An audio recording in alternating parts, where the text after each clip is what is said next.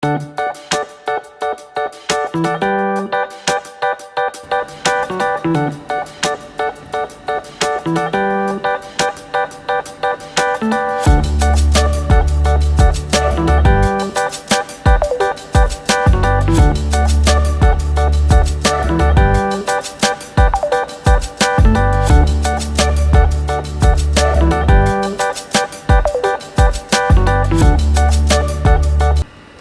วัสดีจ้าพี่น้องมื้อนี้กับมาพอกับสาวขอนแก่นผ้ากินคือเก่าจ้า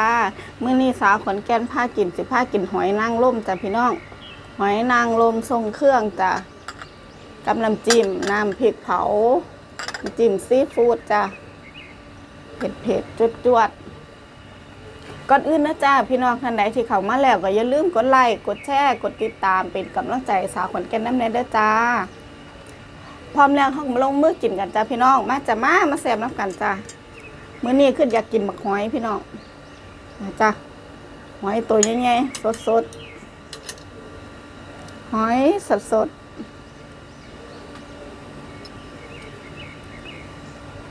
พริกเผาจักหน่อย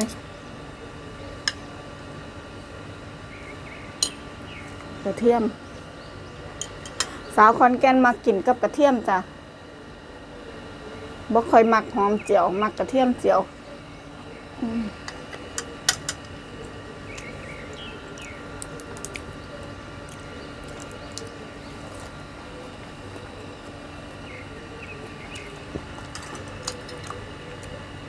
หอยสดๆหวานๆเนาะ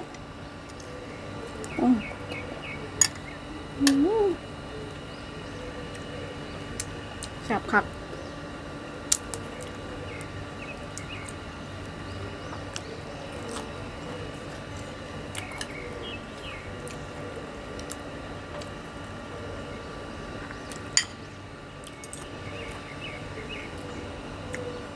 หอยนี่ก็ไปได้มาแต่ตลาดนัดหมู่บ้านนี่แหละพี่น้องพระเจ้าแกะมาไม่มา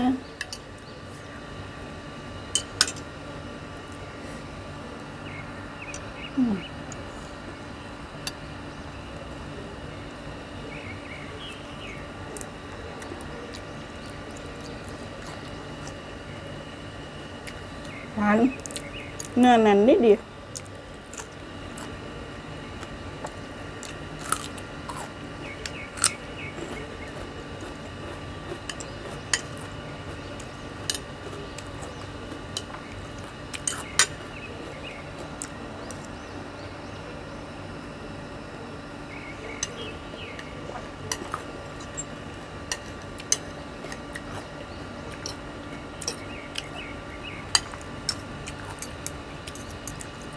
เขาเจ้าแก้วไว้เขาเจ้าก็ขาย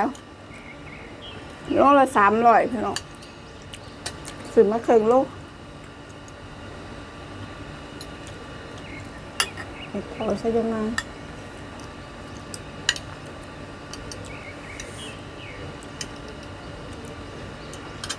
มาแต่มาแสบน้ำกันพี่น้อง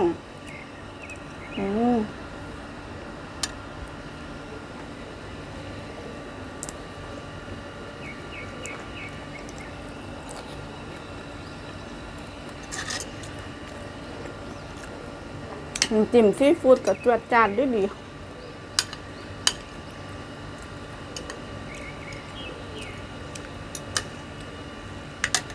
ในครบรสเปรี้ยวเค็มเผ็ดหวานน้ำพริกเผาหวานหอยเข้ากันแต่หน้าพี่น้อง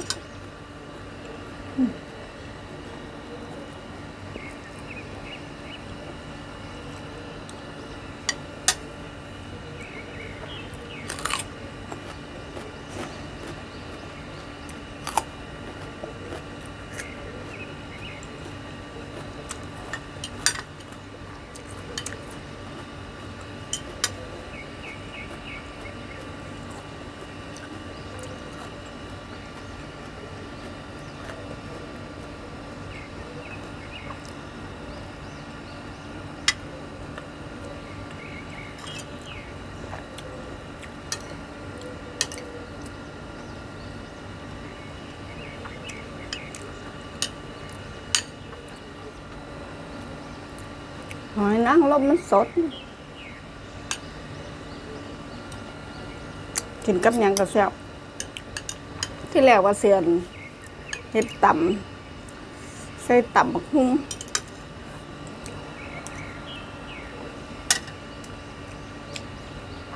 บาทนี้ได้เปลี่ยนใจหาเครื่องมาใส่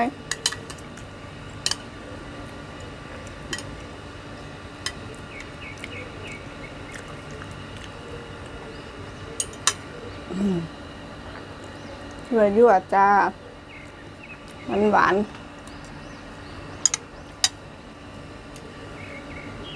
วานกรอบ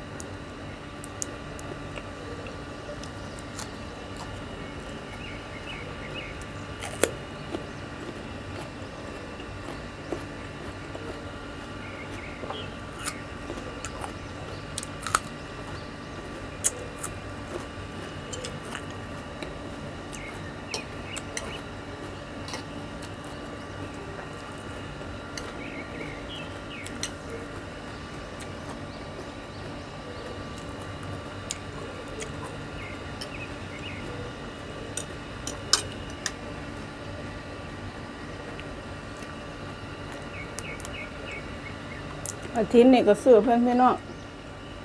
ผักกระถินหน่อยมันละ10 บาท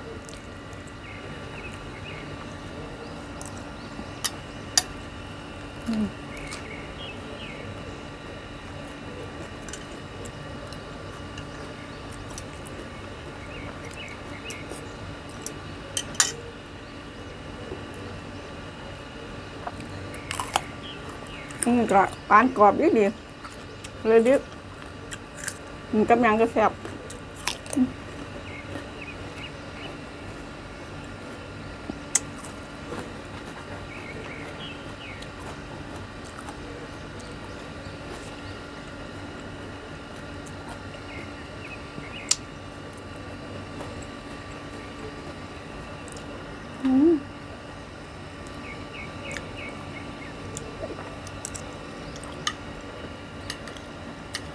แซ่บคักพี่น้องขอชา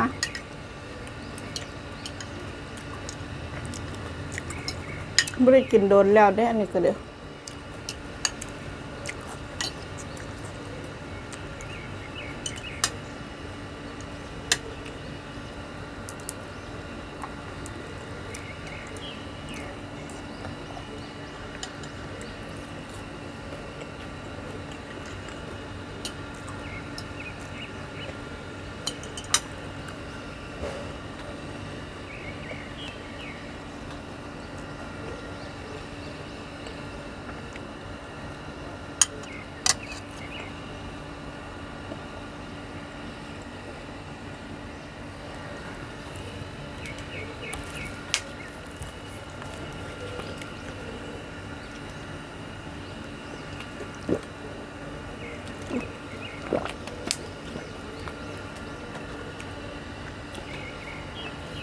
เอาล่ะจ้ะพี่น้องมื้อนี้ก่อนสิไปจังใดก็อย่าลืมกดไลค์กด Subscribe กดแชร์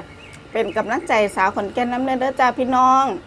ลำรวยๆอยู่ดีมีแห้งสุขุสุขคนเด้อจ้า